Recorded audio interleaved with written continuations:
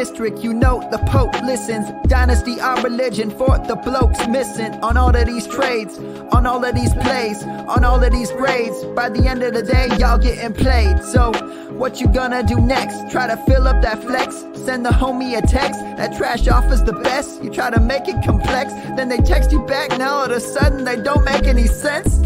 Broaden your horizons, boy. Dynasty's not for the Simons, boy.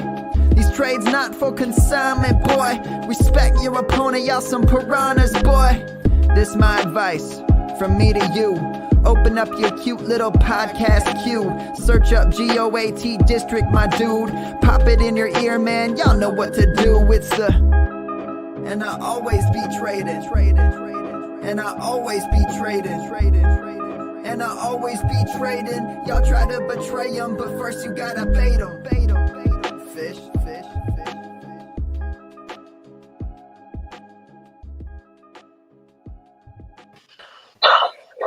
What is up, Fantasyland? We are back in the district. Halftime, Dan. Is this half season? Are we there yet? Is there an official line that we crossed, or we're almost there? Where are we? Yeah, I think this past week was definitely the tipping point. Somewhere around the end of the 12, the first set of games and the beginning of the second set of games. That was probably the tipping point there.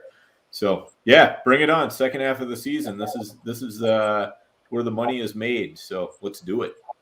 Second half is here, guys. This is the money. And Theo, we're, tonight I had a bunch of stuff I wanted to talk about. I offered a first loss in the fishbowl to Dynasty Rich.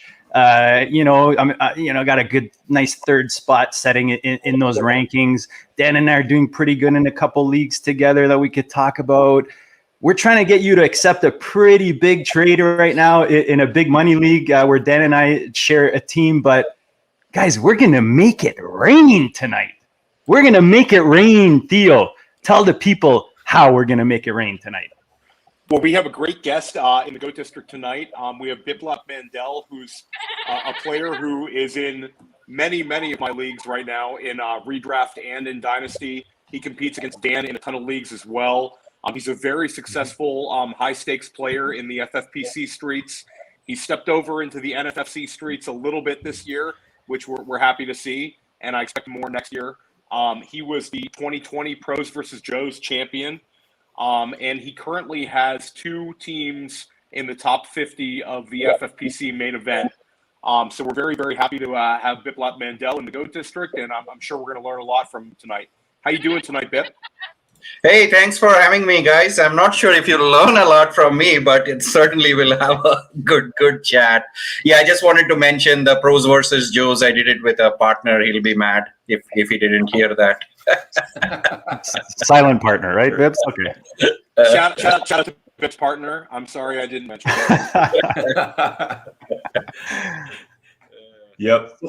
Yeah, and let me tell you, after being in probably too many leagues with Bip, I mean, he's a frustrating player to play against because it seems like anytime I'm looking for, is that guy on the waiver wire? No, he's on Bip's team.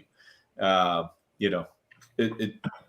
whenever whenever I'm playing him, it's like, I can have a pretty good week and Bip will find a way to have a slightly better week than me. So good job on you, Bip. But I'm still coming for you. No, thanks, Dan. I think the feeling is mutual. I think both you and Theo are in a bunch of leagues with me, be it dynasties, main events, or football guys, and it's tough competition. So, it really is. While I'm glad chatting with you guys, I don't know I feel that glad when I see you in the draft room. Yeah, same. It's one of those love to see you, hate to see you type things. And you always like to show up to live draft in Vegas or New York and see people that you don't recognize or you don't know their names. That's always a lot better than hey, yes. I know about nine people at the table and I'm pretty screwed in this draft. Yeah, no, that's true. Although FFPC, nowadays they have to flag all the players with multiple wins or multiple leagues, but I do know there are players looking for who are the ones without flags there. But today, which I think you guys will agree, fantasy football is no longer the way it used to be 20 years back, right? And so it's the same data available to everyone. It's the same website, same Twitter, so it comes down to decisions you make on the waiver wire, who you started over someone else, the matchup plays and whatnot. Yep. The edge is thinner, right? Oh, definitely thinner. The edge is thinner. And guys, that's what we're here to do. We joke around about making it rain, and I know Bip's being modest, but Dan and Theo, as you guys know, are goats themselves in the high stakes ranks, and they have much respect for Bip and mention his name often in our DMs with the respect they have for him and the success he's had in the high stakes ranks. So as modest as he sounds, guys, take your pens and papers. We're gonna have some note taking tonight. We're gonna kind of start off. We'll get to know Bip a bit better before we get into the goodness. We'll get into the think tank, looking at strategy and kind of overall approach to the season and drafts and multiple leagues and so on. And then we'll get into some specifics. Some pretty big headlines that dropped today. We started chatting a bit about it before we came online or on live, but we'll save that for you guys a bit later on. Smash the like, guys. Smash the like right now. Show your support for the show. We keep bringing the goodness on the weekly. Bip, give us. I was going to talk crypto with you, but I don't want to bore everyone. So, just do you play best ball? Actually, I wanted to ask you real quick. Do you play best ball, or you mostly play redraft tournaments? I do play best ball. I think me and my partner have a top 10 team right now in the $125 best ball championship. I do enjoy best ball early in the season. It helps you prep for the main events and whatnot. We got a true baller here, guys. True baller, and that's why, I mean, well versed, right? We're talking high stake redraft, plays every format. So let's get into it, guys. I'll start it off, and then we'll go around here with the questions. Talk to us. I know Theo is. I like to follow Theo and see how he does this. But why don't we get your thought process on managing multiple teams in multiple leagues throughout the season, whether that's with waivers and how you manage that? Yeah, no, that's a great question. And, it keeps getting tougher every year because, when I win something, I go back and reinvest and do more of it. Even though at the beginning of the season, I feel I'm not going to have so many teams, I always land up with 3x, 4x than what I planned, right? I think it works for me. So so in my job, I'm pretty planned and structured, and I am someone who will struggle if I don't have plan. To the extent, my wife goes nuts when we are doing vacations and I'm planning the trip on an Excel spreadsheet. What we are doing every day, right? Selling your wife. So same thing with fantasy football. I'll have times chalked out on Tuesdays and Wednesdays, primarily focused on waivers, right? And then before Thursday night games, I'm going over and setting lineups, and then I'll have time boxes for Fridays and Saturdays. That always works for me. What I then do is I never, actually, you'll be surprised, but I never look at matchups. I believe in scoring the maximum points. I think if the matchups get to your head, sometimes you make bad decisions. For example, if I see someone having Patrick Mahomes, I might be tempted to put Mecole Hardman, even though there's a better player, that's available, than hedging your bets that way. So I never look at matchups. I focus on scoring maximum points. And so what I do is I leverage some of the tools available in some of the websites now, like whether it's FFPC, NFC, or other leagues. They have a tool where you can go and quick set your lineups, right? And then, even for waivers, as we come to the fag end of the season, I'll start prioritizing some of the top teams first, which I spend more time, more thoughts than others, And then I'm one of those players who's like a grinder. Like, I'll not go in week 2 and spend $900 on Elijah Mitchell. I'll never do that. He may win you the league, but I'm not one of those. So I am one of those bargain bin hunters. I'll go and find a Khalil Herbert for $23 or whatnot, right? Keep those. So what that means is I'm very active every week trying to find somebody on the waiver wire and whatnot, and that takes time, sometimes setting your roster. So that's how I go about. It's all about planning your time and not stressing out at the last minute, and figuring out a way, to get through it. I also do have an Excel checklist now because I have lots of teams. And so as I do my waivers, I'll mark them off, and I know I've not fallen behind, and I can exactly log in and see where I am at for that week and what I need to work on. So I have it for Thursday night waivers and Sunday night. Yeah. Got it. Makes sense. No, I think that was a great call. And we've actually had a number of very successful high stakes players, and and Dan and I, we've also kind of gone back and forth with this, but Glenn Lowy had the same kind of approach to waivers, where he's looking to get some of the guys that are a little more affordable. He'll occasionally splurge, but I think that's an interesting approach to waivers. Dan and I did spend up on Elijah Mitchell, and I'm very glad we did on one team. But then there's a couple other teams where I certainly wish I had some fab left. I think there's different ways of going about doing it. But the way you're doing it, you might hit on a couple of guys that maybe people missed on, like Cordarrelle Pattersons. You said the Khalil Herberts. I think those were interesting names. Yep. Yeah, absolutely. And, I learned this many years back when I was not that successful, but, there's no shame in learning from great or successful high stake players, right? You talked about Glenn Lowy. I've seen, I've battled with Chad Schroeder a lot. And what I've learned from them is they are thinking 2-3 weeks ahead. They are picking up players or defenses or even kickers that they think will impact 2-3 weeks ahead than your current week, where many people focus. I really respect Chad there. I've seen him in so many leagues do it so many times where he's picked up a player who becomes relevant 3-4 weeks later. Yeah, that's definitely huge. And while I'm not afraid to go after like a big dollar free agent, part of the reason why I'm comfortable doing that is because I'm very comfortable with the fact that I can survive on a limited budget for the rest of the season. I occasionally enforce on myself what BIP tries to do from the start, which is limit those bids and try to be ahead of the game. And sometimes there's no better way to do that than just go out there and spend $900 on a player and leave yourself only 100.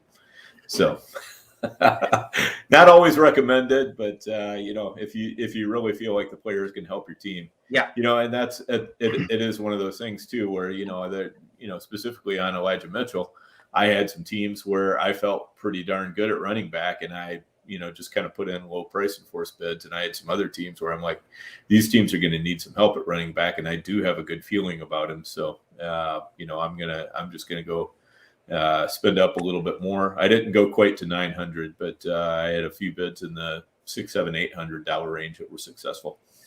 I think ours was about 750 that we won on, Dan. Yeah. And my team with Nelson Sousa that I split with him, we won on I think it was like 757 or something like that. So it's tough to do those bids. And Bip, I'm just curious. It's not even a question on the sheet, but how active are you in the second waiver wire period in your leagues? Are you grinding on Saturday evenings and Sunday mornings? Not a lot, but yes, I am. Depends. For example, this week we have a Dallas kicker on COVID reserve, right? I might as well pick up a kicker on Sunday, then do it in the waivers now, just hoping. I doubt he will play, but if he comes back, because he's a valuable kicker on a fast-paced offense, right? So it all is situational, or, you'll hear someone going on a COVID reserve on a Thursday night or someone late if they go, but not a lot. I'm more focusing on lineups and I know what I want to do. Yeah, I think, the second waiver run is just kind of a nice place where you can go back and, as like what I do is I generally try to set my lineup before that waiver run, kind of go through and do the, I guess, semifinal, before the inactives come out, and just look through my team. And I'm like, well, were there, because sometimes I don't win a player because I don't only bid on a couple players and I didn't bid that much. And, so in that first waiver run, I might not get who I wanted, or I might still have a player or two. I'm like, yeah, I need to get rid of these guys and get somebody else. So I'll be looking for guys that I can pick up. I got McNichols that way in a couple of leagues. I probably should have gone for him in a lot more, but of course, we didn't know Derrick Henry was going to get hurt, so I didn't prioritize it quite as high as I could have. But it was nice to be able to pick him up in a couple places, and done the same thing with a few other players along the way. Trying to think. How about this one, Dan? I got a nice one for you. This is my defending champion 500 dynasty on FFPC, September 16th, $1, Mr. Cordero Patterson. Thank you very much. Yeah, there you go. Yeah, that was one I missed out on. I actually got almost all of my Cordero shares were extremely cheap. And I did get him on a lot of the second waiver wire run. And I think one thing Bip brings up, if you're playing in FFPC and FFC, you're playing against some of the best players in the country. Yep. Sometimes you see what they do in one league, and then some guys get left over for the second run. Mm-hmm. Like Dan did. I went and grabbed I put in a lot of bids for Jeremy McNichols, but I also did Salvon Ahmed. So a few weeks back, I ended up with a ton of Salvon Ahmed. And McNichols was my backup bid, so I wish I would have just changed the priority. But sometimes that's just the way it happens. But I've had some success hitting on that second run. I think that you're going up against less people, especially as the season progresses. When the season starts, everybody's active on the waiver wire. Like 11 out of 12 teams or 12 out of 12 teams are hitting it really hard. And then as you reach like maybe week 6, maybe a team or two drops off. But you get to this time in the year, even if it's a very competitive league, that second waiver wire run, you're getting guys for free. I think it's very worthwhile for kind of combing through and just churning that back end of your roster. You never know when it's going to hit. Yep. Well, and it all depends what kind of roster you have. Sometimes the cuts are tough. If your team is doing really well, it might mean that you have a good bench because you are crushing the bye weeks, and so you may struggle cutting somebody. But I was active last week. For example, in the first waiver run, I went and grabbed Taysom Hill. Peterson? No, Taysom Hill. I defer there. I'm not going to invest a lot in Peterson and McNichols because I feel they're good. They'll be serviceable, but I don't think they'll produce Derrick Henry numbers, So I just wanted to spend all the money I saved on Patterson. Yeah. So I did pick them up in some, but didn't go crazy. I took a lot of Taysom Hill because I feel he could be very relevant during playoffs and maybe win team leagues. He rushes 3 touchdowns. You're not worried about the carousel, the QB carousel, or you kind of like the touchdown you off? Yep. Because, with Mahomes and Josh Allen, struggling a little bit. I don't know where that goes. I think Josh Allen will be fine. Mahomes, I'm not sure how that offense bounces back. But anyway, so I had to go and pick up QB, and sometimes you get lucky. I picked up Jimmy Garoppolo in a couple of them, and hey, he scored 26 points, so he was serviceable last week. Yeah, I got lucky with Carson Wentz a couple weeks ago. Same thing. I picked up Wentz, and then of course Rodgers has to go and be a diva. So I got a question on the screen there. Guys, if you're listening and you're not listening live and you don't tune in on YouTube, obviously we have a big following in the podcast world on those platforms. So we appreciate you guys, but try to tune in live when you have big questions, guys, because we're putting the questions up live on the screen. We got our guests and our 2 snipers here with Dan and Theo to answer the questions. So we'll throw some on in between of our convo here. We'll go to the first one, Bateman, Eno, Bolden. Who do you go after in 1 PPR, 0.2 point per carry? I'll start with you, Bip. Oh, okay. I don't play a lot of 0.2 per carry, but looking at those names, I'll still go Bateman, and I think he's getting more touches. I've not looked at the snap count, but I think he's playing high amount of snaps. Bolden is serviceable in best ball. If it was best ball, I might have gone Bolden, but I just don't know with the Patriots, what they do. Just ask Dan and I from a few weeks ago. Excellent, and then he is inactive. And then JJ Taylor plays well, he's inactive. So I don't know what goes on there. I'll rule him out. That's why in this list. Eno is interesting, but I still feel James Conner is hot. He's going to get the goal line touches irrespective, so I would go with Bateman and take the PPR upside there. Dan, Yeah. Theo, you guys have anything to add on that? Fair enough. Yeah, I agree. I think Bateman's the play here. I would go Eno over Bolden, just because with the Patriots, we've got, two running backs who potentially have head injuries. And, if we know more about that before the waivers run, then you can make a better decision. But right now, we just really don't know. I'm guessing the odds are at least one of them is okay. JJ Taylor could end up active, as Bip was saying. Bolden is kind of the guy who just sort of, cleans up whatever's left over. And we never know how much is going to be left over in New England. Sometimes it's just a couple of carries, and sometimes it's, a pretty full plate. Yeah. But with Eno, you've at least got the chance that if, something does happen to Connor, he really is the next guy up. And he's probably going to at least get somewhere expelling Connor, that you can count on at least a little bit more than Bolden. So, yeah, Bateman, Eno, and Bolden in that order for me. What about you, Theo?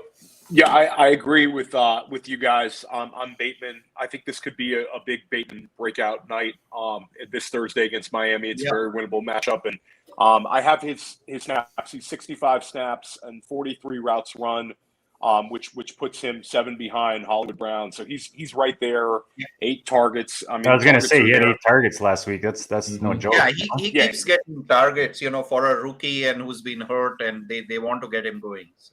Yeah, it's the eye test. I mean, we all see the immense talent Bateman has. Yeah. So, and I will agree with you guys. I think Eno's a very intriguing guy. I talked about him in my waiver wire column. I think he could just, like, with James Conner, I don't think we'll see a James Conner 80%, snaps. It's not going to be like that. I think that they'll make it, 65-35 type split. Mm-hmm. And Conner also has had, injury problems galore in the past. So, if Edmonds is set to miss like we think he is for a number of weeks, you're looking at a very high-end handcuff with Eno. And Eno's a guy who a lot of dynasty players that we respect were very high on Eno last year. It just sort of didn't happen. So Eno's very interesting, and you can't trust Belichick. And plus, you need both running backs to miss for Bolden to be something, in my opinion, that's a guy you can trust and play. So. Yeah, I would prioritize the same way that Bip and Dan said. Bip, along the lines, before I pass to Dan, along the lines is my first question. Going into draft season, I'm curious because you do, and I if you want to throw in a number for the teams or leagues that you're in, I mean that it'd make it more fun for the audience. But obviously, you're in a lot of leagues. So how do you approach the draft season? And my added question to that is ownership percentage. How do you manage that? Is that something you pay attention to? Sure. No, good one again. Approaching to the draft season, it's pretty much regular stuff for me, researching. I play Dynasty, so I'm heavy into the rookie drafts. That, I think, to an extent, helps, gets you going. These days, I'm a lot over Twitter. I follow a lot of guys, see what's the chatter all about. But the biggest thing that helps me is some of the cheaper best balls. Like I'm so much into fantasy football. Super Bowl will end.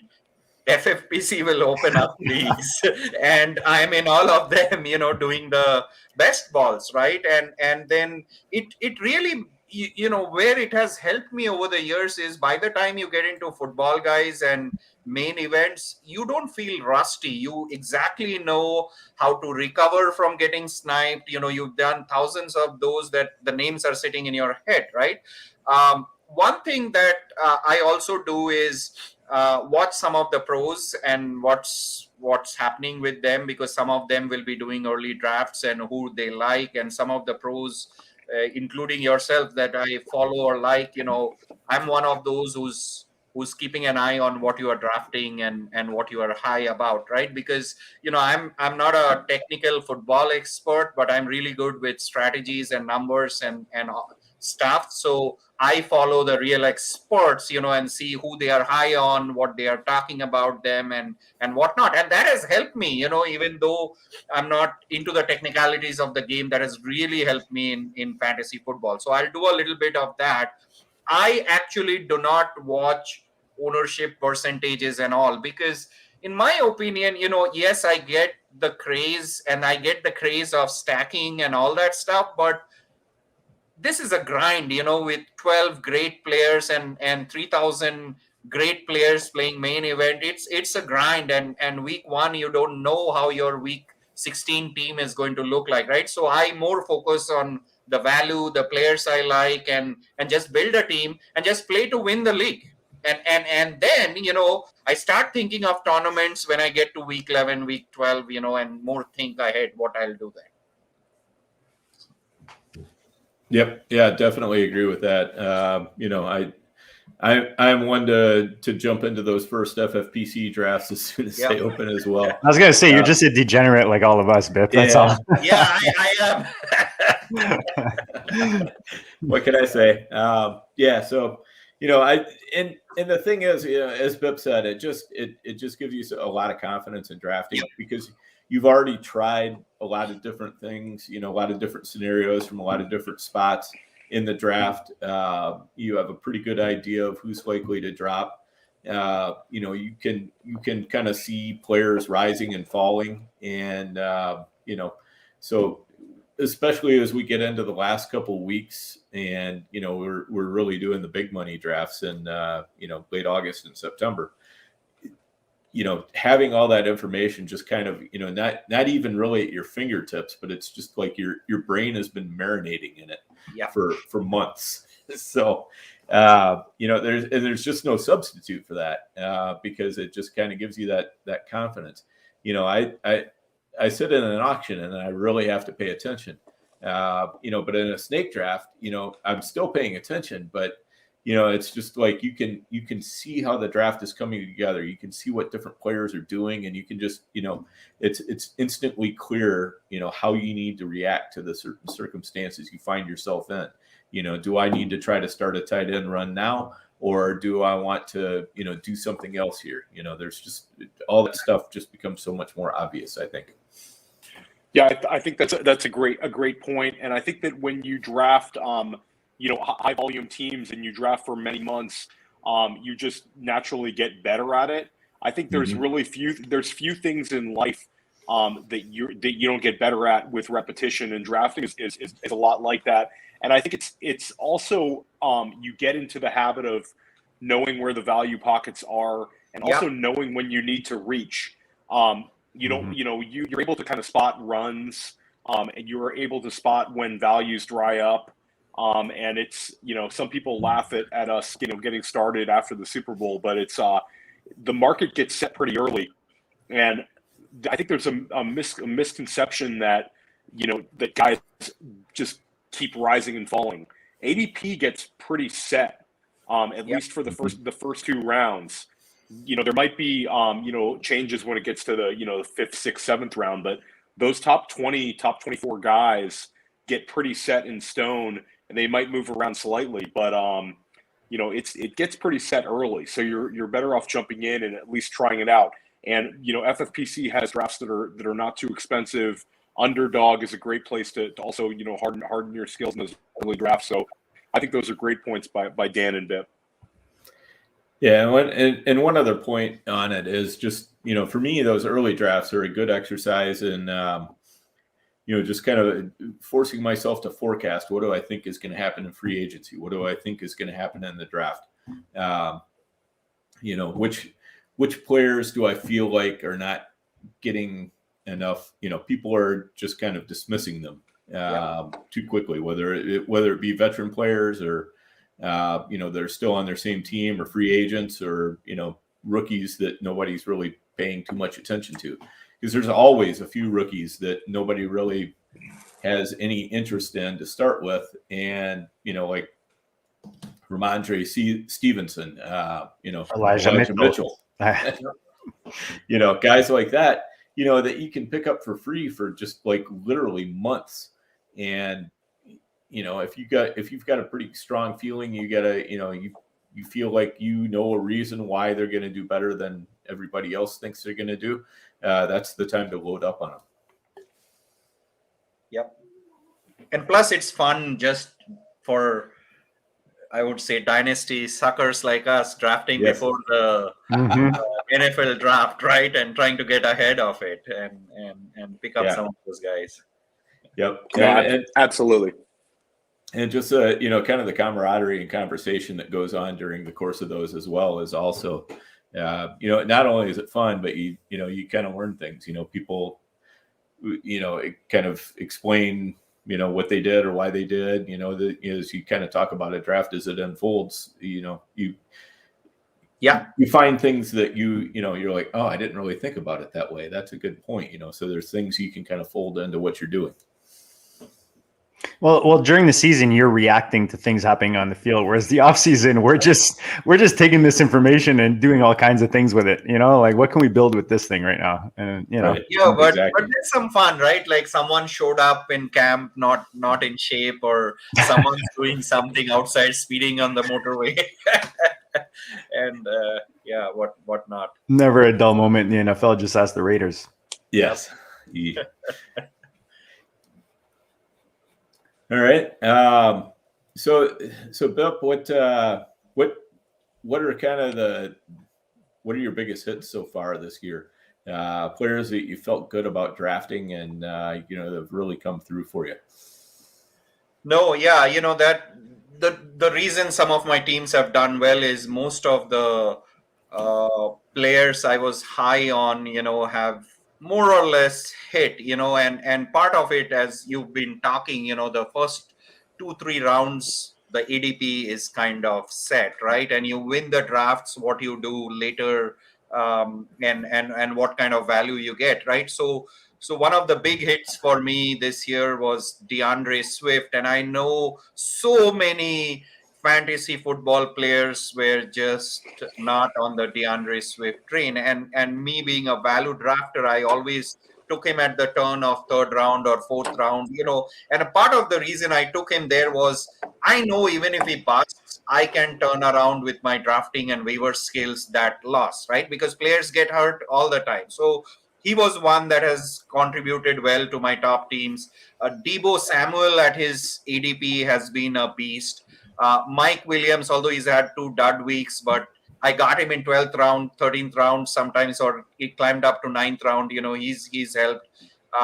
Adam Thielen was another one, right? And then from waivers, we were talking about Khalil Herbert. I got a bunch of Dalton Schultz. That's helped me, and Cordell Patterson. The other interesting thing I've seen this year, I don't know how you guys feel with your teams, is I've gone with the strategy of streaming defenses. Like I've spent $70-$80 on defenses, to the extent I spent $150 on Buffalo defense, and that has helped, right? Like even last week I had a lot of Miami and picked up some Cleveland, and that's hugely helped, and so when they've played teams like Houston or Detroit and put up points, I think defenses have been relevant this year if you go back and look at the stats. So that has been another thing that has worked for me this year. Well, we talk about thin edges, right? Yep. In the FFPC, when you smash and you pick up whether it's $1 or $3 or 78 on a defense, and they give you that 15 point, like something significant in a week. I mean, that's huge, man. Especially if one of your top guys either doesn't perform and they can make up, or they just take you over the top and just smash, your very good opponent that week. But that's a very good point with the defenses. Yeah, defenses are one of those things I go back and forth on. If I can find one I like that's scoring pretty well, I'm just going to stick with them as long as I can, just to save the money on the waiver wire. But, if my defense is not really performing, I'm definitely going to get on that streaming train and stay on it for as long as it takes. If I happen to hit one along the way that, has a good run, I'll stick with it. But, if not, hey, it's on to the next one. Yeah. And in main events, what has worked for me in the past and even working this year, not many like the strategy, but I actually carry 2 defenses. I was going to ask you if you did that. Yeah. And that's like I'll have a Tampa Bay or something, I'm not going to drop, but then I'll stream some on matchups, and like last week, on Sunday, I picked up a bunch of Baltimore at $1, and I know they scored 0 last week, but I think they will bounce back this week with Tua not going again, and in a short week, I expect them to be good. Now we'll see what happens Thursday night. On the teams that you carry two defenses, do you sacrifice in a specific position and maybe carry just only one quarterback on that team, or is there it's team specific? Yep. No, not in main. So it's the dollar specific. So if it is a football, guys, I have more teams than main events. I'll probably sacrifice a quarterback. Also, I'll look at the waiver if there are 3 of them there, right? And then I'll sacrifice. But not in main events. I think main events, having a backup quarterback is very, very important, especially with COVID. You have a great team and the quarterback sinks, it's going to hurt. Like the whole Kyler Murray thing, what happened? You did need a good backup there. So not in main events, And Jordan Love wasn't it?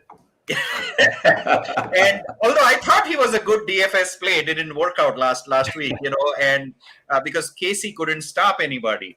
But the other thing with 2 quarterbacks, what has worked for me when I've waited is the Brady and Stafford combination. That has been deadly for some teams, when you have picked them up. But no, not in main events. I'll always have 2 quarterbacks. I even have 3 quarterbacks in main events sometimes, because if I have a good team and I believe in 2 or 3 of my bench strengths, it's all about, for me, maximizing the wins and blocking off also some of the top talents from other teams, so a lot goes into that. It's yeah. So does your bench reflect your weaknesses? Is that what you're saying?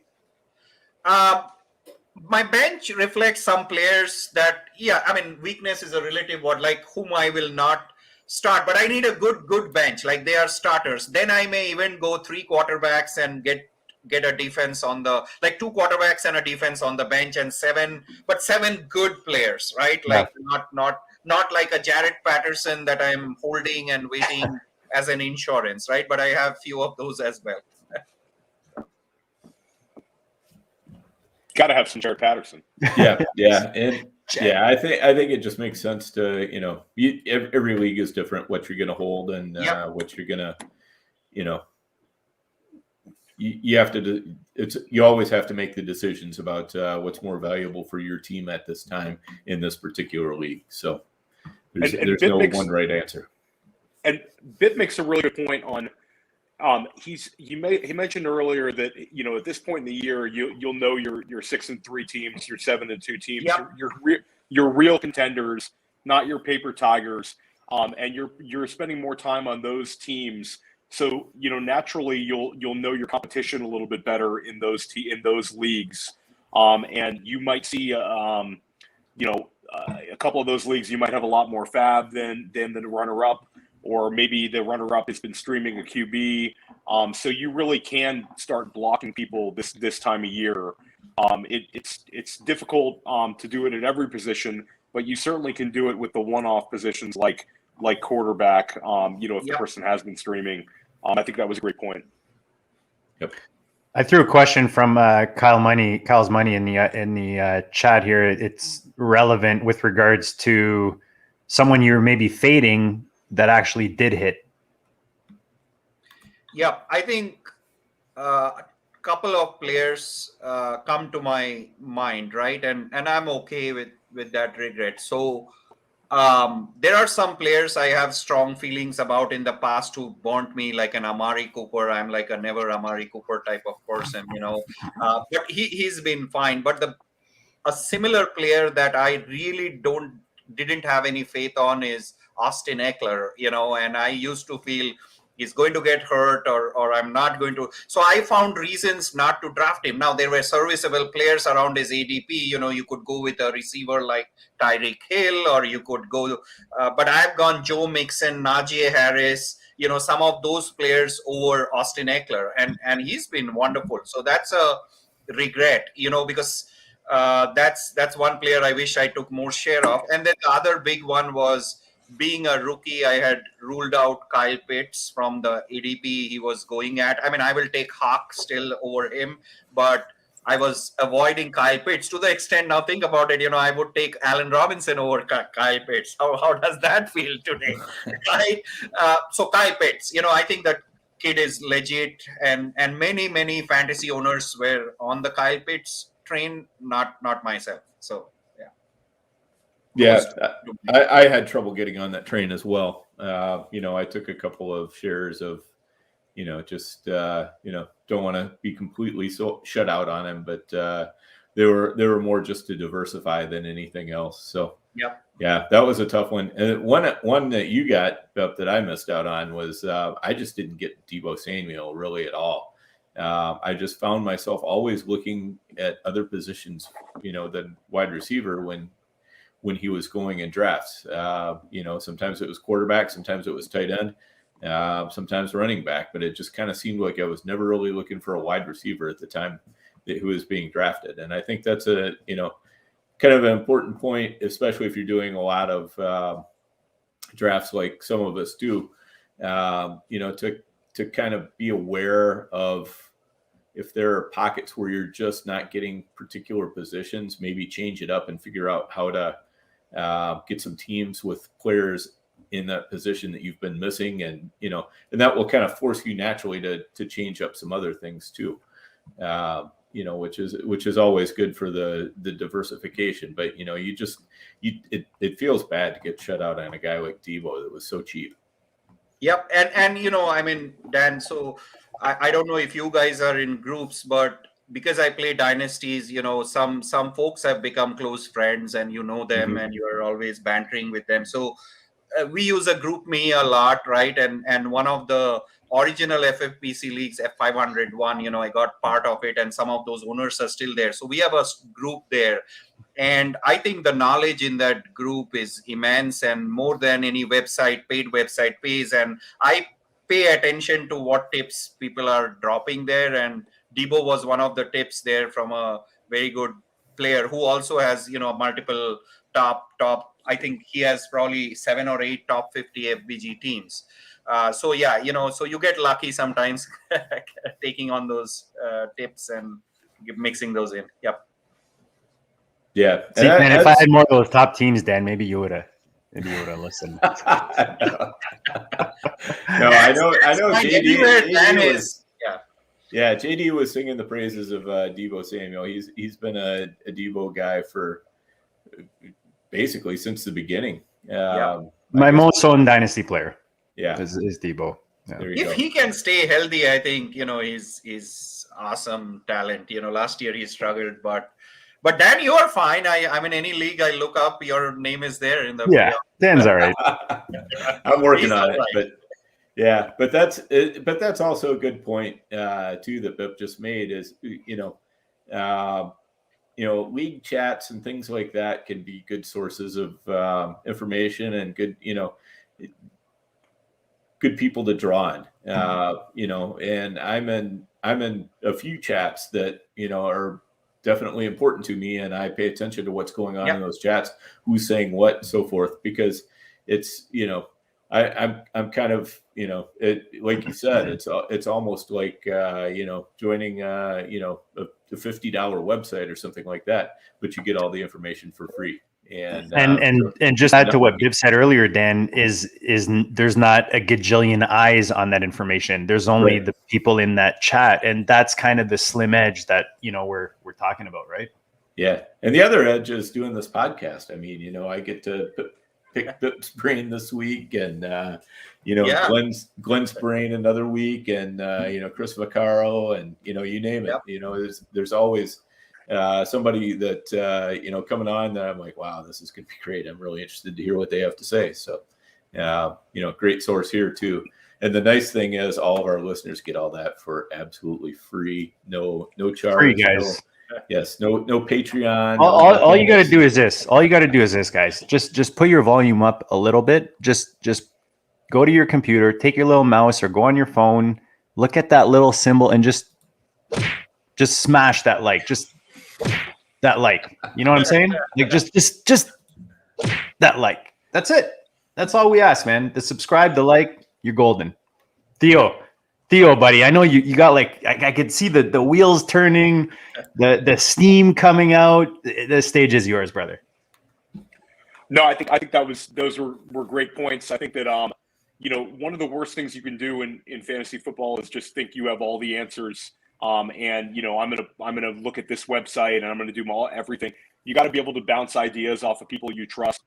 We compete against one another in leagues, but we're also in a lot of leagues where we're not with one another, and we root for each other and we like to pick each other's brains. And I can bounce something off of Dan, a dynasty trade in a league he has nothing to do with, and I appreciate getting advice from people. You can always continue to try to get better and more knowledgeable. I think that was a great point. And Bip, what is one thing that you think that our audience can be doing or start doing to really prepare for these upcoming fantasy football playoffs? Are there a couple things you start doing maybe in week 10, 3-4 weeks out? Yeah. No. And that's when, Theo, I start looking at matchups, right? Mm-hmm. And it's not only the potential group league matchups, but also the NFL schedule matchups. It's only after week 10 I start looking at, okay, who's playing a favorable run defense, who's playing a favorable pass defense, are there some star defensive players who are going to be out?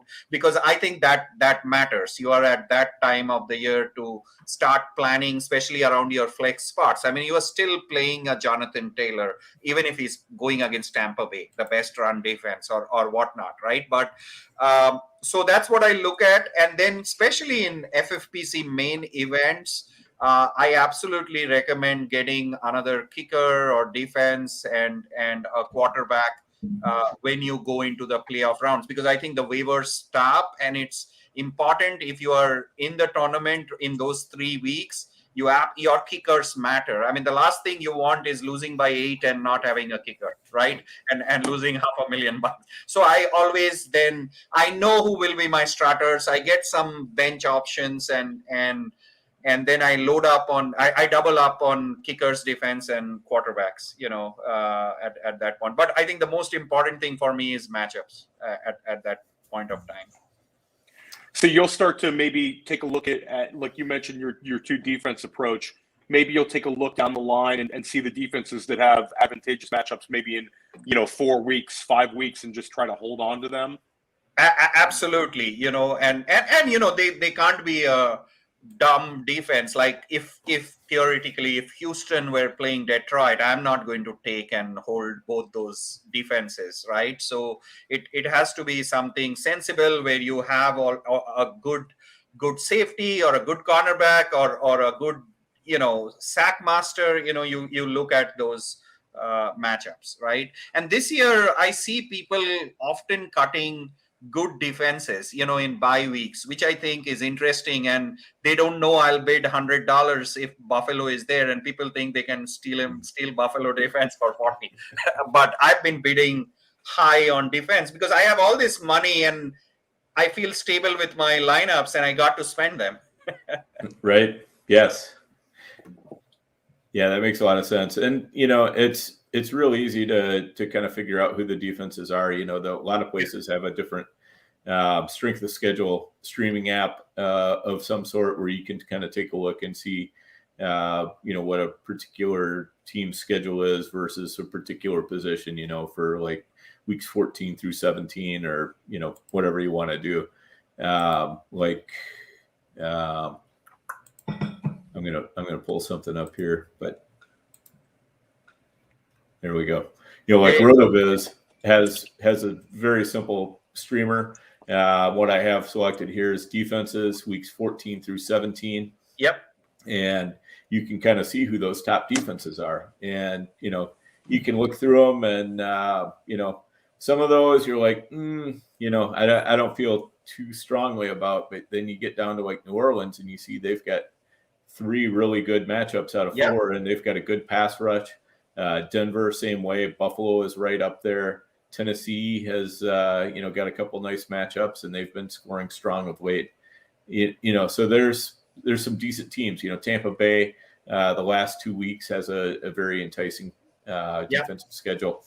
So you can kind of mix and match. If you could put together something like the Denver defense to go with the Tampa Bay defense or something like that, then you're sitting pretty good. But you just kind of mix and match the best you can on that.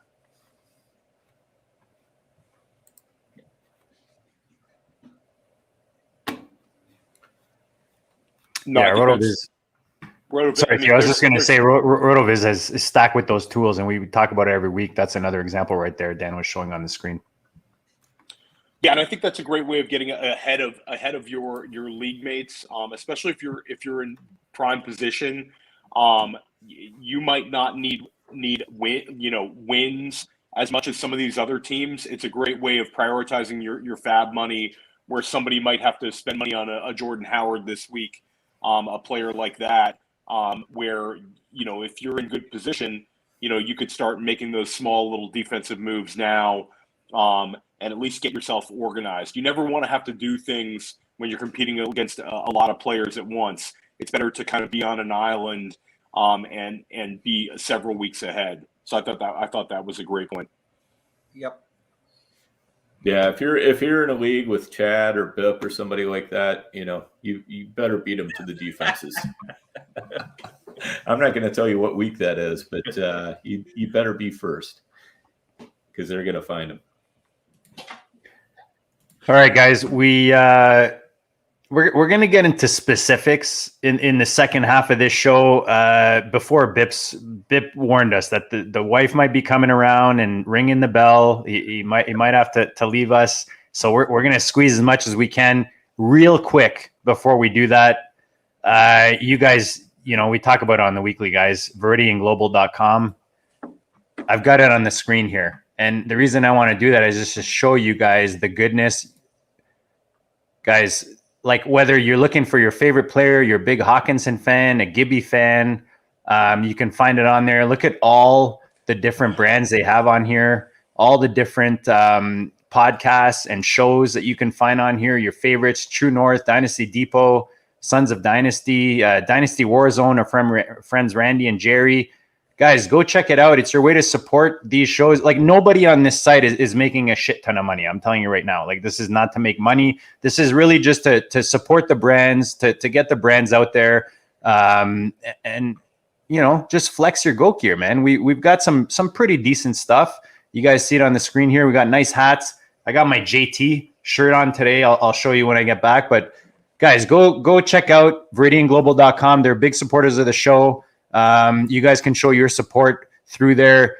You got toques. It's getting cold out there, guys. Get your toques, your hats, your sweaters, your hoodies, and all different colors and sizes. And they're super comfy, guys. Like, honestly, we wouldn't even, offer this stuff if it wasn't comfy and I wasn't wearing it myself.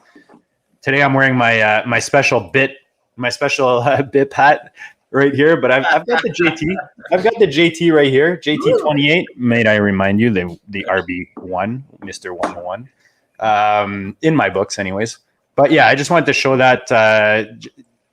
Like I said, guys, just a great way to show your support. Smash the like. Let's get into specifics, guys. A lot going on. Like the beauty of the NFL, it's the gift that keeps on giving. Like, I mean, the Raiders are the gift that keeps on giving these days. But let's start with the Packers. Green Bay being fine. The whole Aaron Rodgers situation. Love came in, and I know we joked about it. I played him in my fishbowl. Because Rodgers is one of my two QBs, and I picked Love off of waivers for nothing and threw him in there, and he got me like 9 points, 9.5.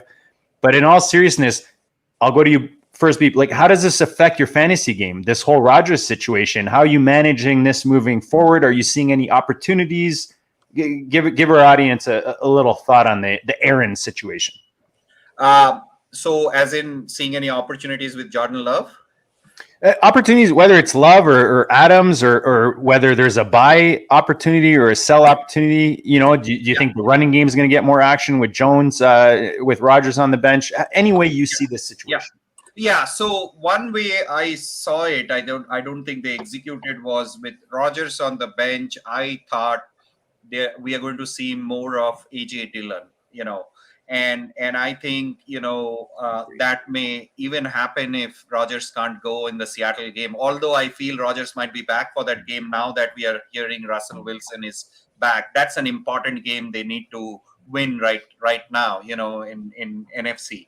But I think Adams will be fine. Sometimes I feel when the quarterback goes down, your main receiver starts getting more targets. I mean, look at DK Metcalf. He was having a good time with Geno Smith, because that's what I think many offensive coordinators then do: short passes, find the main guy, and keep moving, right? So I think Adams will be fine for me. Jones will be fine for me.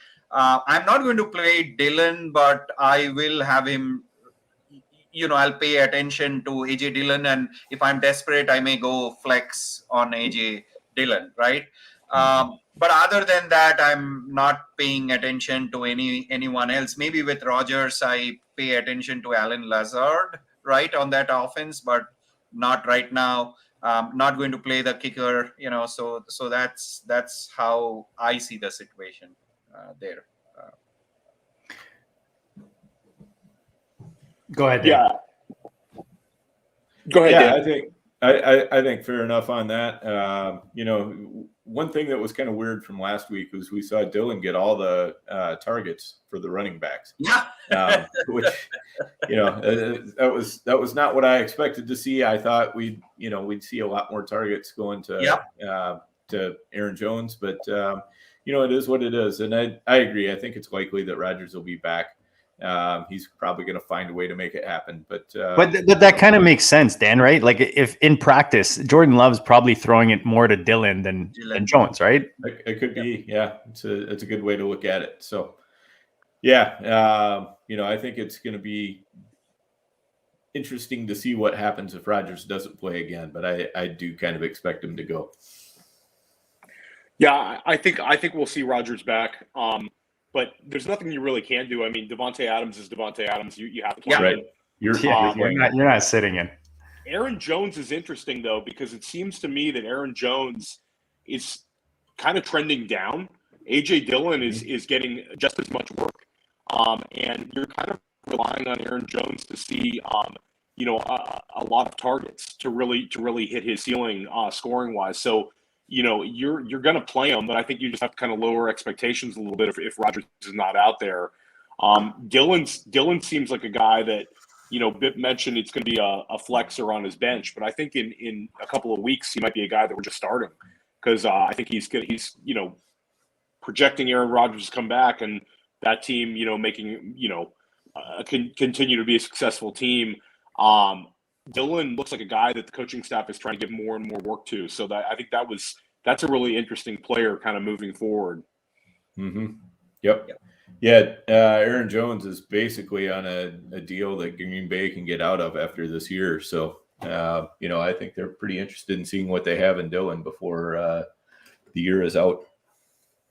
Yeah, I think he's absolutely a buy in Dynasty if you can get Dillon. I think that he's a guy that's going to continue to get more and more expensive, as we get towards the summer. Do you agree on that one, Dan and Bip? Yeah, I own Dillon. I'm not selling him for a second round pick, and I keep getting those. Not happening. Right. Yep. Same thing. Swatting them down. Just swatting them down. Yeah, I was going to say, I think the people who have Dillon, like a lot of people are probably a little early on Dillon. I know myself, I've got a lot of shares of Dillon. I'm a big fan. Was maybe we grabbed some of those shares prior to Jones re-signing in Green Bay. I know I did. And I just held on to those because, I mean, you sell after that, you're just selling low on basically a stock that can only go up, in my opinion, in that offense. Yeah, I think a bold trade, but I would still make it, I think, is if you have Elijah Mitchell and you like Dillon, you can offer Dillon for you can offer Mitchell for Dillon, and hold him. I would do that trade. Now, many might want Mitchell. Dynasty, right? You're talking? Yeah, Dynasty. I'm talking Dynasty. I like that. I like that a lot. Yeah, that's great. I know JD and I had a team. We did some bigger moves in the off season, and one of the things we ended up doing was we we felt like we were a little bit light at running back after some of the moves we made, and a little bit heavier at wide receiver. So we traded off, and this was probably in like, I don't know, April or something like that. We traded off Laviska Shenault for AJ Dillon. And, then for a while that was looking like a bad trade after Aaron Jones re-signed. Everybody was like, oh. The two elevators, Dan. Yeah, two exactly. elevators just go like this, Yep. That Shenault hype, you got to sell it. I mean, yep, exactly. And that's what we did. So, it was a little bit tough in that chat room for a while, but we're feeling pretty good about it now. And a shout out to Noah in the Hardway Dynasty League for making that trade with Dan and JD, and it was looking good for a while for him. But I think you guys won that one. Yeah, so far we'll see how it goes. So, what do you guys think about OBJ? Where's he going to end up? I hope Green Bay. CFL, hopefully CFL. So I'm in the I tweeted Odell in a Green Bay Packers jersey, and it's the guy gets a ton of hatred on the Twitter streets, especially, and a lot of it's warranted. Obviously the situation ended really kind of in a crazy manner in Cleveland, and he's been a very disappointing player for several years now. But I still hold out some hope. I think the guy could end the year in a very strong fashion. It's very difficult to get added value out of wide receivers that are not like rookies, seeing their values rise. So I think it's really exciting if you kind of flopped on your Odell shares this year for him to potentially sign with a Green Bay type team. I thought that New England was the team that I thought was the second most interesting. I think if New England went out and got Odell, I think Belichick would have a plan for him. It's an offense that could really use another playmaker. I thought that was interesting. So I'm in the pro rooting for Odell to land in a nice spot and not rooting against Odell camp. How about you, Bip? Where would you like to see him sign? Or you just don't care? I'm done now. No, I cared going into this season. I drafted him in few leagues in 6th round. His ADP kept rising, right? If you remember, in Vegas, but I'm just done with him on fantasy, to the extent I cut him into 2 dynasties last week. I had to, but those are very good dynasty teams. But I kept players like Lavishka over him, and I kept younger players, and just got rid of him. It was basically him or Julio. One of them I cut, and I thought Julio might have still some value this year. But I'm done. I'm done talking about him, believing in him. Let him find a good place, let him figure it out. But I'm just no longer on the Odell bus. Well, I'll guarantee you, Bip, that makes me sit up and take notice when you say that you cut him from some dynasty teams. I mean, that's I did. Those are the hard moves. And being willing to do that definitely says, you're putting your money where your mouth is on that one. Yeah, sure. I had very difficult. I mean, I'm probably 9-0 there, but I had McCaffrey and Adams in IR, and I had to find space for. Right. Yeah, that's the way it goes for sure. For me, I'm down to hoping that just wherever he lands, he doesn't wreck somebody else. That's a good point. Please don't land in Seattle, because it's just going to wreck either Lockett or Metcalf or both. I mean, they're already kind of gasping for targets as it is, and adding somebody else in there like that's just like that's no bueno for me. I've got way too much Lockett for sure, and so. Someplace like Green Bay where he can kind of fit into a natural hole, that makes sense. I like that. New England, I like that. But please, not Tampa Bay, not Denver, not It'll probably be a playoff bound team, that right. If at all they take a. Well, he said he's only going to a contender from what I read. That he might get desperate and change his mind, but yeah. New Orleans is interesting. I kind of hope it's not New Orleans, but they definitely could use a wide receiver. Yep. So that one's interesting, but I just think Green Bay. Just simply for the reaction. Aaron Rodgers getting a ton of hatred on Twitter and in the media. Odell getting a ton of hatred on Twitter and in the media. And then their first game together, Aaron Rodgers finds him over the top, and Odell gets a 50-yard touchdown reception. You could just, these stories kind of write themselves. I think that would be the most intriguing landing spot. For sure. The only thing I see as an issue with Green Bay is they typically stay away from controversial or distractive players, right? Historically, now I know this is a new GM, but the culture is there, what that made them successful. And I'm pretty sure they'll get rid of Rodgers after this year. I think that relationship is done. So that'll be interesting, but so I don't know if they will truly sign him. That's the only factor I can think of. And shout out to Wheeler. I heard Green Bay was staying away from wide receiver 2, 3, and 4s actually for Aaron Rodgers. They just wanted 5, 6, 7s with Adams. You got to find those Alan Lazard and Cobb targets. And shout out to Wheeler in the chat pointing out Odell's shoulder injury is worse than people think. That could be a big factor in who signs him as well. Yep. Right. Yeah, and it's a good point. He's got to pass a physical. Yep. Yeah, guys, Odell's a pain in the ass. Like, this is you guys know I had 1 share this season, Dynasty. I sold him for Boyd in a third. I feel like I won the lottery, first of all. Second of all, guys, I tell you guys every week, buy the rumor, sell the news. If you are holding ODB right now and he signs anywhere, I don't care who's throwing him the ball, sell that shit or you're going to lose that value. I'll probably get some. That's a great suggestion. I'm going to do that if anywhere I have. I would rather take a second round pick or whatever I can salvage. Right, exactly. That was certainly one that worked well for me on Sermon. I sold some Sermon shares when everybody decided that he was the greatest San Francisco running back of all time before he even had a carry.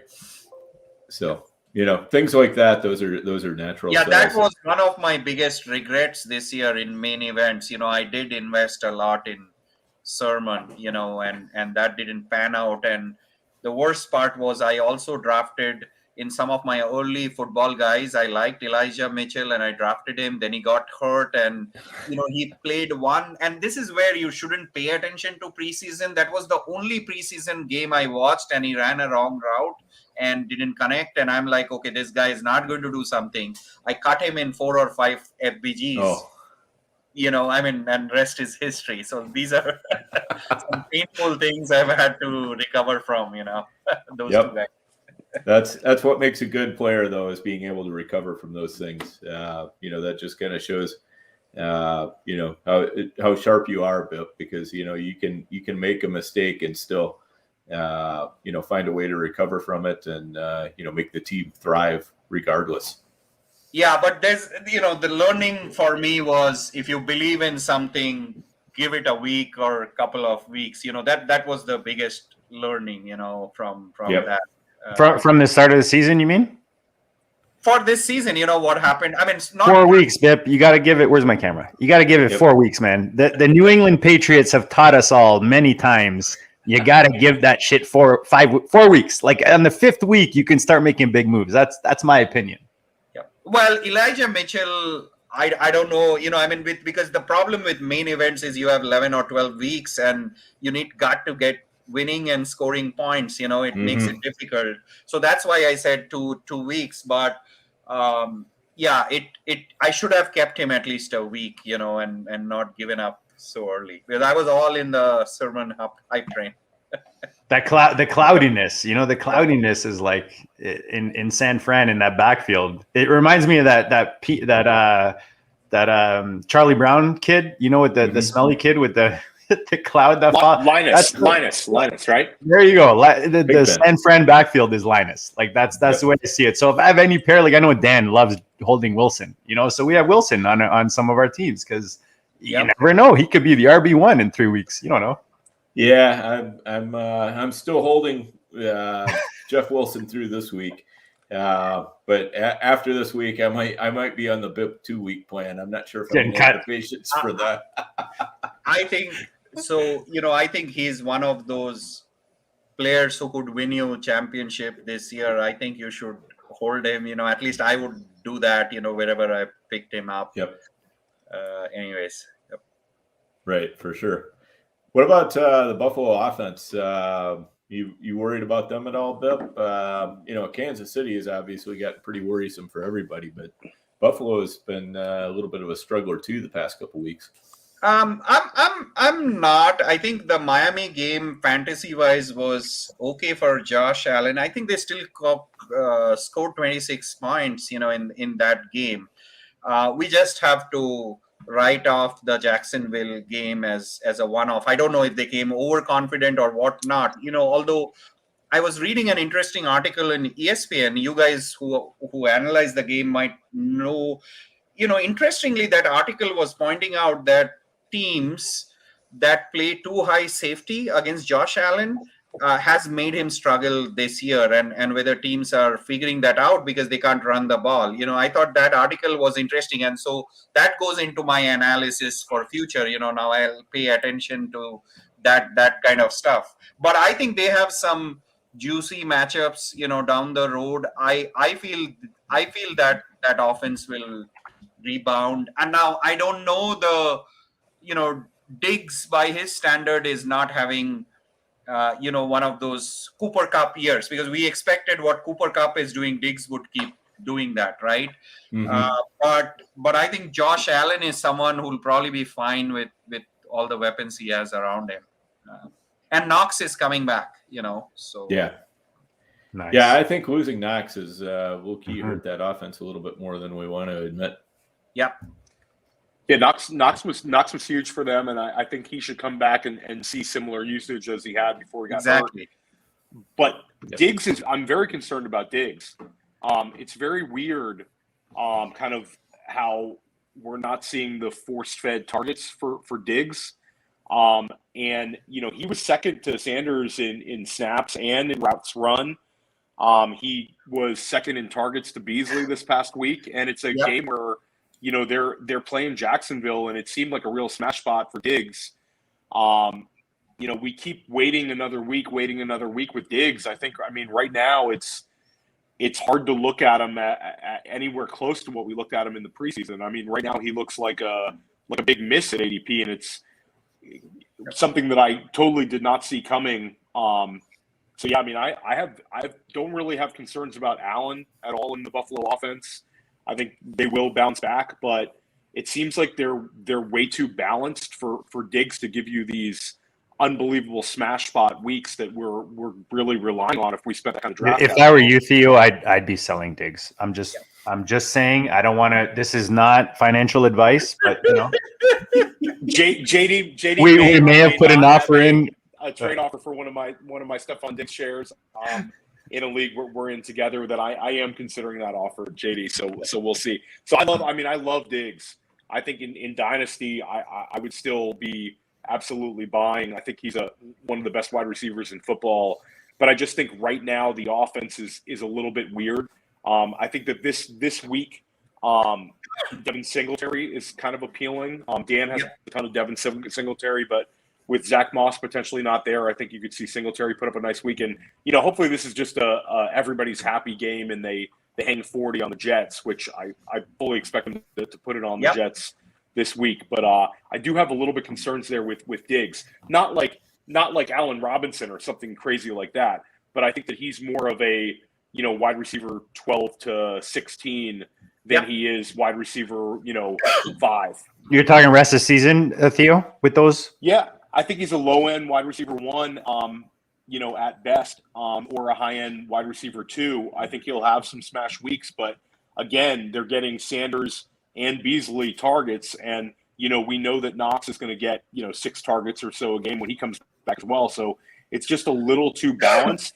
Now maybe we see the Bills kind of self-scout this week and overcorrected, and we see Diggs get the 15 targets or 12 targets, some big target week this week, which that's what I would be doing every week with a player like Diggs. But it's just a little funny that they went on the run to the AFC Championship game, leaning on Diggs, and now this season their offense is struggling a little bit, and he's getting 8 targets in week 9. So just a little odd. Yeah, and Diggs will struggle for rest of the season finding that top spot, right? Because you have Keenan Allen doing well, Debo doing well, Oh, Cooper Cup absolutely. doing well, right? So Yeah, he's not catching Cup for sure. That's exactly right. foregone. So some Yeah. of those players are anyways. Yeah, I would agree with your ranking. That's where I would see him amongst receivers. Yeah. Yeah, Yep. Go ahead, Dan. I was going to say if Theo could accept the offer, I could give my reasoning behind Diggs, but I'm not going to sell Diggs while I'm trying to get him to accept the offer.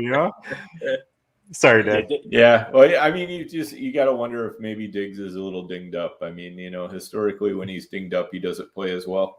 Yeah. We don't know everything about every player, so there could be something there that we don't know about right now. We should probably touch on Dalvin Cook. At least we don't know much. I think it's basically turned into a he said she said. We found out first that Dalvin Cook is suing what turns out to be an ex-girlfriend. And then, a few minutes later, we find out the rumor or the reason why he's suing that ex-girlfriend is she's suing him. And both of them are claiming that they've been abused by the other. I don't think this is going to be anything that affects the 2021 season at all. I think it's way too early in the process. Yeah. I'm certainly not going to sit here and try to pass judgment on, little bits of information that have just come out.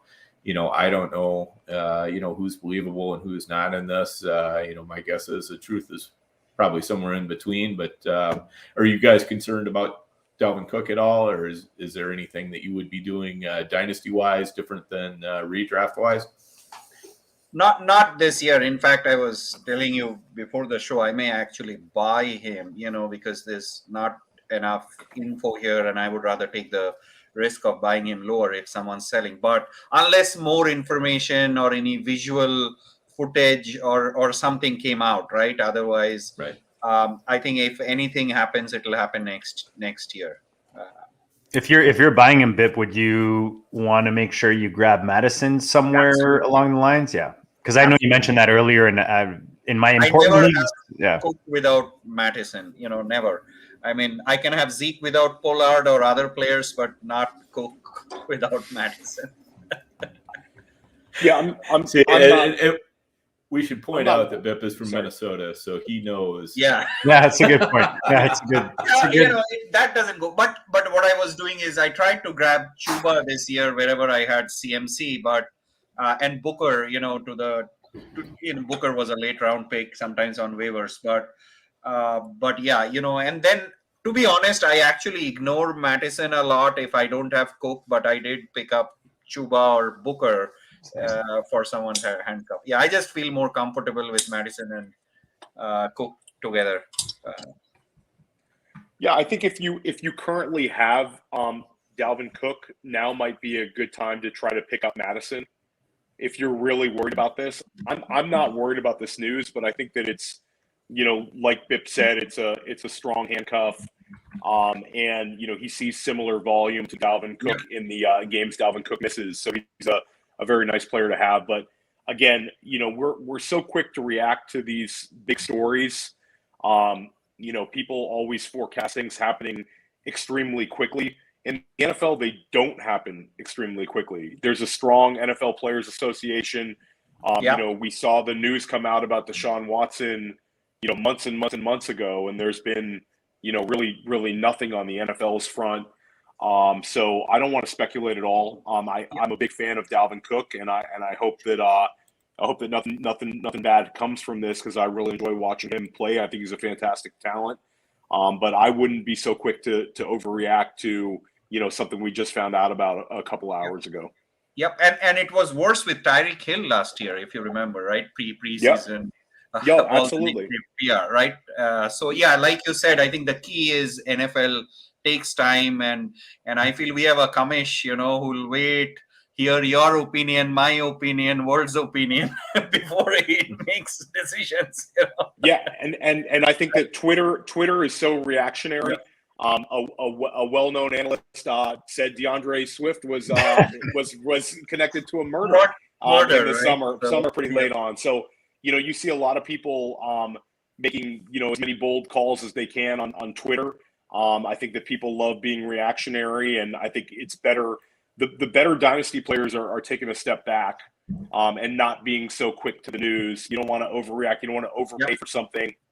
But I do think if that having Madison on Cook teams is good strategy, regardless of any bombshell news reports. I was going to add, Theo, my biggest mistake, I think, when I started, especially in Dynasty, is you see a headline on your phone, it pops up, and you think you're the only one that sees that information. So you try to go and like offer a trade or make a move ahead of everyone else. And I think you hit something really well. And I think that's the biggest rookie move. And that's the biggest is trying to get ahead of it when you're not ahead of anything. Bip mentioned it. Everybody's getting that same notification, the same information at the same time. So you trying to get ahead of it and making a move, you have a higher chance of fucking shit up, of losing value or maybe making something you'll regret later on, as opposed to being patient and seeing how something develops, whether that's on the field, off the field, or from the the franchise itself. But I think that's a very important thing. And if anyone's watching that's maybe not as experienced in the dynasty world, is just take note of that. I'll throw this one on the table because Theo brought the Pat Freiermuth, to our attention, and we all kind of fell in love. And you kind of joked, Theo, with he's kind of like an on-brand tight end for the show, and I would give all that credit to you. But dude's popping out, man, coming out party. Dan and I were loving the Ebron value early in the offseason, and Freiermuth came in and killed that. I think, we talk about the FFPC and these tight end premium leagues. So I'll go to you first, Theo, and, that's your dude. So Freiermuth coming out party, is this something that we should care about? Is this something you're trying to capitalize on moving forward? Or is this an opportunity, like if you drafted him in the rookie draft, time to sell? So I'll actually give a shout out to our guest Bip, because I have Freiermuth in about maybe 10 dynasty teams. Pretty much all my FFPC dynasty leagues, I have Pat Freiermuth, and if I don't, it's probably because Bip has him. So Bip was on the Freiermuth train as well in a lot of drafts we were in. I think it's just it's a great situation because you had the greatest tight end prospect of all time in Kyle Pitts, in this draft. So Freiermuth kind of fell a little bit. I mean, I had a FFPC leagues where I'm taking them in the end of the second round, a couple times in the early third round, just automatic. So it's been great. It was actually a great dynasty week for the GOAT District. Javonte Williams, who Dan has spoken extremely highly on. Has said that he thinks he's going to be the best running back out of this class. Dan's looking smarter and smarter, despite Najee Harris having such a productive year. Javonte looks like the truth. He looks incredible out there when he runs the ball. We also have been talking up Elijah Moore for months and months and months, and it was great to see him have the kind of game that we knew he was capable of having, even before those rookie drafts even happened. But yeah, Freiermuth was a very on-brand, pick for the GOAT District. I got a couple of shout-outs in my DMs. People are listening, and hopefully you picked him up already. I think in redraft he was a great pickup. I think that you see like guys like Dan Arnold and Pat Freiermuth. Once they start getting the volume and the targets, you can just plug them right in because tight end is not especially strong. And I think he definitely has the talent. And then in Dynasty, it's very interesting because if you're loaded at tight end, right now you could probably get a 2022 first for Freiermuth in tight end premium FFPC in some leagues. I think you have to look at your team, but I'm not sure. I probably wouldn't sell him because I think next year he's going to be a top 8 or so tight end in redraft. I think he's that good. So it would be kind of hard for me to look at him as a sell, but the guy just had 2 touchdowns on Monday Night Football as a rookie. he's definitely shooting up there in terms of value. Start out with, I'm actually curious what Dan has to say here first, how you would value him in Dynasty, and also what do you think about him rest of the season? Yeah, so for Armouth, I mean, in Dynasty, he's an ascending asset. I don't think anybody would get rid of him for less than a second. I think it would probably take a little bit more than that in a tight end premium. And he's somebody that he's in a nice situation right now. Where do you rank him, Dan? Like in your tight ends, dynasty wise? I don't. Theo, maybe you can throw yours in there too before we go to BIP. I think I'd probably throw him in the top 12.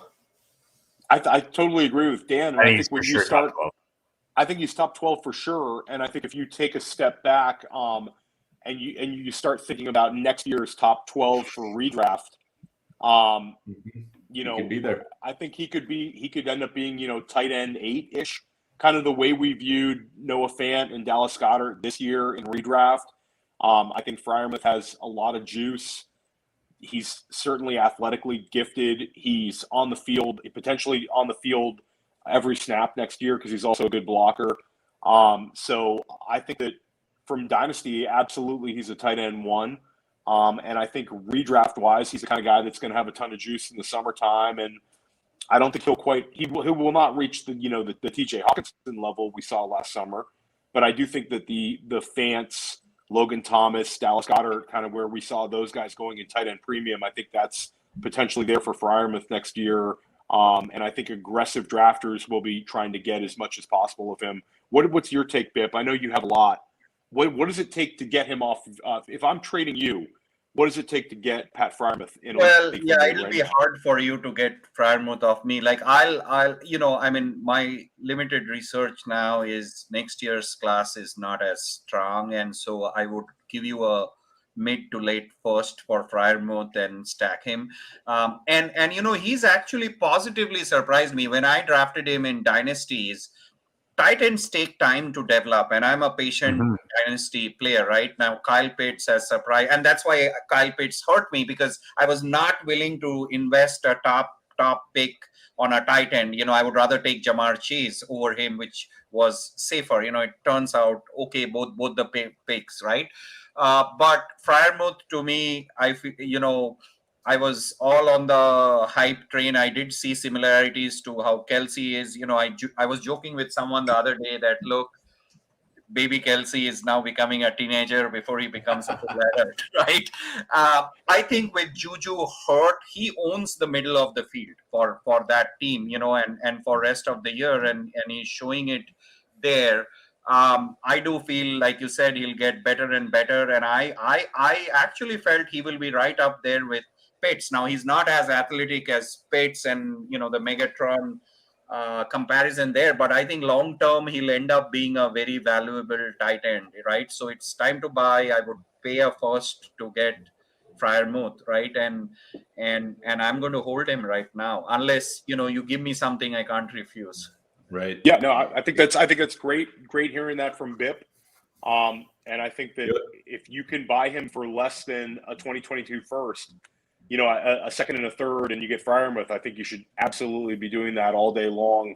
But again, like you guys said, he's a difficult player to gauge. I know I wouldn't sell him even, and I have a number of teams where I have Pitts and Freiermuth, and I'm thinking that I'm going to have some monster where I'm just going to have two of the top 6 tight ends and just kind of sit back, especially in FFPC. But it's a really interesting player at this point. Yeah, the only risk I would say is once Big Ben is done, we don't know what happens to that offense, right? And what kind of variability that may bring. But I'm not thinking that far ahead, right? So there. But I'll tell you, in main events, I'm actually playing Freiermuth. I played him in 3 main events last week, so I have confidence. Now, especially with Juju hurt, right? Right. Yeah, and a couple thoughts on that. I mean, Big Ben might not be back with Pittsburgh next year, but Pittsburgh knows they've got a team that's going to be competitive. They're not going to just sit there and bring in a Sam Darnold or something like that quarterback. Mason Rudolph. Yeah, Mason Rudolph, or they've got Haskins there too.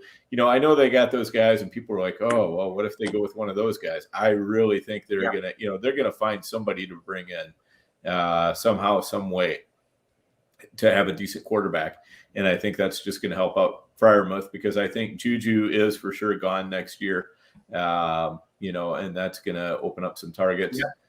As well for him. And, this is one deal I did a couple weeks ago that I know Theo and Bip will definitely like. I hopped off the Cordero Patterson bandwagon a little bit early. This was a Renault dyno team. I'm working on, I got it as an orphan, and it was in pretty bad shape. And I got Patterson on that team, and I decided to flip him. I probably should have waited a couple weeks, but I was trying to get a second, couldn't get a second, but I could get a third and Friermuth. So that's what I took. I love it. Yeah. Like and now that's a great trade, Dan. Great trade. And now I'm happy that I didn't get that second, because I would have taken the second over the third and Friermuth. But, a lot of times if you've got a player and you can't get what you're looking for, maybe drop down and try to grab an asset like Friermuth that you really believe in, and it isn't really expensive at the time, and just see what happens. Yep. And last year, the dynasty, my strategy was I was going to pass Kyle Pitts and look for Friermuth later, in the draft, if I needed a tight end. So. Yep, for sure. All right, guys. We'll do a quick OTC. I got a few OTCs on the clock to drop. Before we do that, guys, just real simple. Just smash the like, guys. That's all you got to do, man. It's super easy. That's how you show the support for the show. Smash the like, smash the subscribe. Join us live, guys. Come hang with us live. You got Kevin Wheeler, one of the top rankers literally on the planet in fantasy football here. In the comments, drop your questions in here on the weekly. We'll help you guys out, whether it's waiver wire, starting lineups, trades. Guys, let's go back to some on the clock. So, Bip, I'll go to you first. Basically, you're on the clock. You got to pick between one of these two guys. We'll go Herbert and Hurts. I know we haven't talked about these two guys tonight. Not a lot anyways, but I find it interesting because they're similar in range, in my opinion, but offer very different outcomes, to most people. So how do you see this, rest of season base this on? I will go Herbert. I feel better talent, playing well, keeps getting better. I think every game learns from his mistakes, and what the Patriots did to him, but bounce back. He has better weapons. That's a tough one. They'll be close in my rankings, but I will prefer going with Herbert into a main event tournament than Hurts. Hurts can have a bad game and ruin your chase for $500,000. Right. Yep. Anything different, Dan or Theo? Yeah, I'm going to go Herbert. Hurts is just, I'm worried that they might decide to see what they have in Minshew at some point. Yep. And that issue is also there. Yep. Yeah. Yep. I think it's Herbert. I think that he's just like Bip said, I prefer the safer floor. And it's like Dan said, I think that the perception we have as fantasy players and the way we look at Hurts is a little different than, Sirianni and the Eagles. Yep. And the way they might look at him. Yeah. And just to throw in one more point, I have a couple of redraft teams, in FFPC tournaments or NFFC tournaments where I have Hurts has been my quarterback, and he's done great for me. But I am definitely starting to look to pivot off of him, or at least look for options to pivot off of him, because Sirianni's basically taking the ball out of his hands as far as a passer, and he's completely, becoming a, either run it or hand it off type of guy. And, he's just not putting it in the air that much anymore. Who knows? Maybe that will help him out in the long run, but it certainly makes me nervous for fantasy. I've got a tight end one for you guys, and it's a little different than what I put on the sheet, just to mix things up a bit. I'll go to you first, Theo, just because that's your boy. Do you want Freiermuth or Dan Arnold moving forward this season? You know what? I think I love Freiermuth, but I think I'm going Dan Arnold. I think Dan Arnold has kind of elite usage in terms of routes run, snaps played, and targets. I think that he's.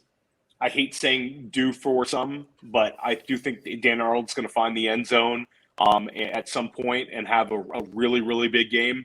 So obviously, Freiermuth has a higher touchdown upside, but I think on a weekly usage, I mean, Arnold every week is either the leading target guy or the second leading target guy for Jacksonville. So I actually traded for Arnold in our Dynasty Depot Masters League that I'm in with Bip and Dan. And I was aggressive going to get him. I needed a tight end, and I think that he'll have a very big end of the season.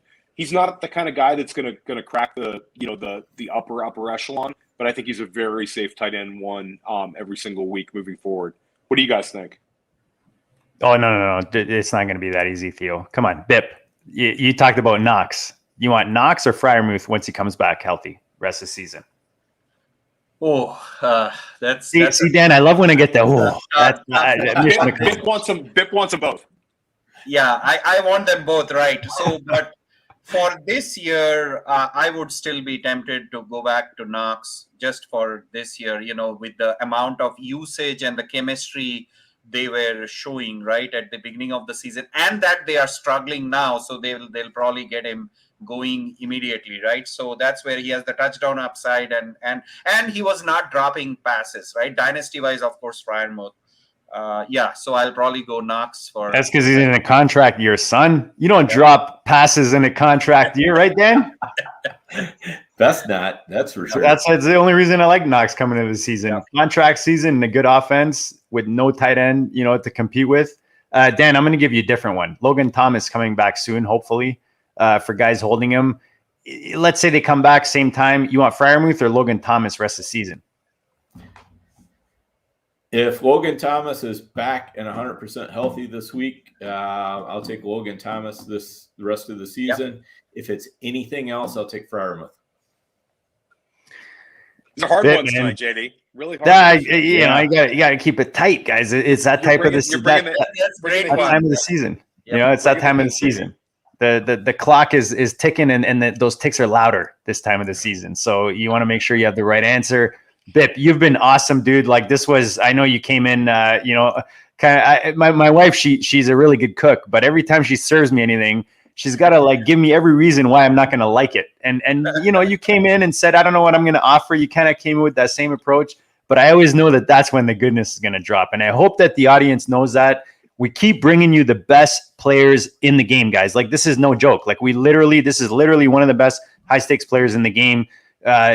Bip, anything else you want to share tonight that we haven't touched on? Anything else you want to share with our audience? Maybe like a tip, rest of season, anything at all, man. We appreciate you spending the time with us tonight. Hopefully your wife is, not too upset with us keeping you for 90 plus minutes, but dude, we appreciate you very much, man. No, thank you. This was a blast. I didn't realize it's been 90 plus minutes, but hey, thanks for having me. I think my only message for viewers is believe in your research and don't blow it up with some news like what you are reading about Dalvin Cook, and be patient, and as long as you believe in your research and you are patient, good things will happen. And I would also say don't keep changing your strategies. If you have a strategy you believe in, hold on to it. Again, good things will happen, right?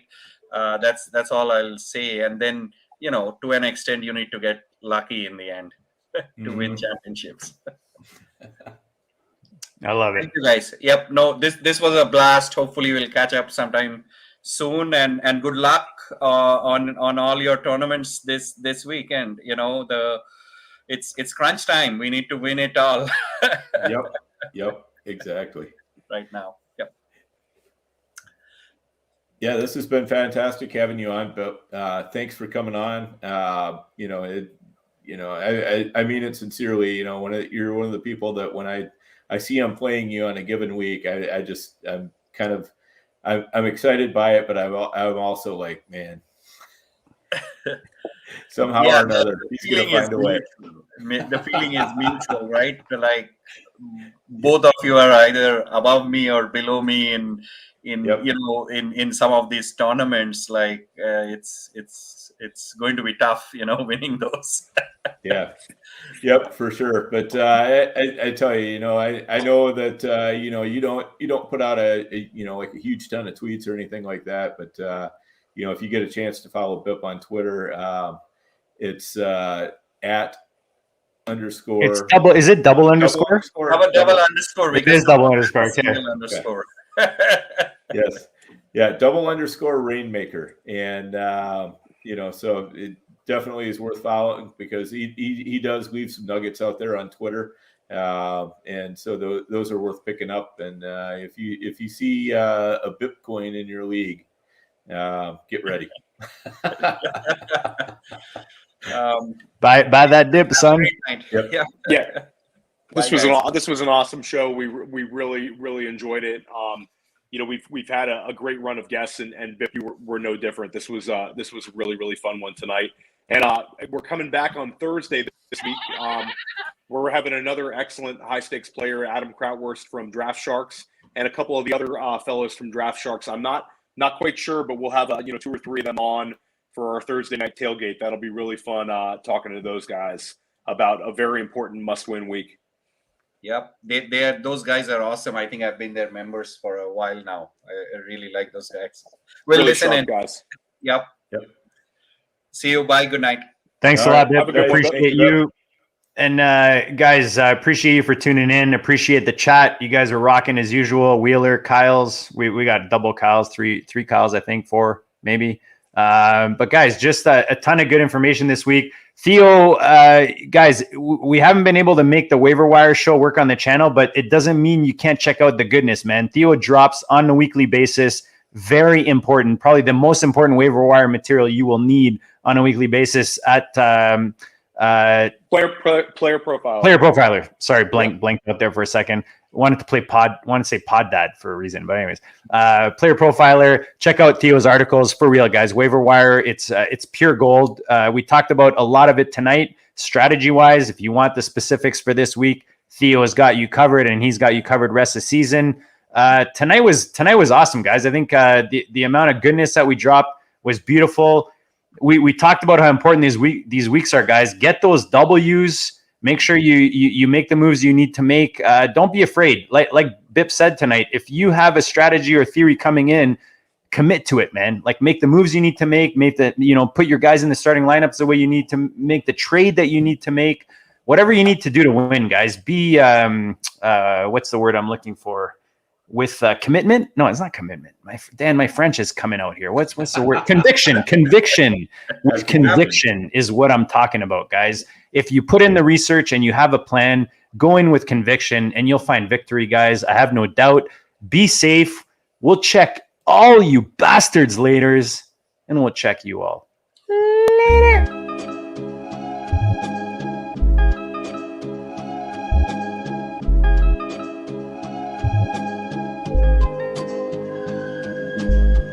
Go district, the Pope listens. Dynasty, our religion, for the blokes missing. On all of these trades, on all of these plays, on all of these grades. By the end of the day, y'all getting played. So, what you gonna do next? Try to fill up that flex? Send the homie a text? That trash offers the best? You try to make it complex, then they text you back. Now all of a sudden, they don't make any sense. Broaden your horizons, boy. Dynasty's not for the Simons, boy. These trades not for consignment, boy. Respect your opponent, y'all some piranhas, boy. This my advice from me to you. Open up your cute little podcast queue. Search up GOAT District, my dude. Pop it in your ear, man. Y'all know what to do. It's and I always be traded. And I always be traded. And I always be trading. Y'all try to betray them, but first you gotta bait them. Fish.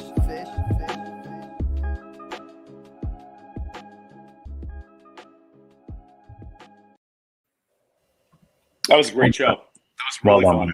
That was great. It was a good guess.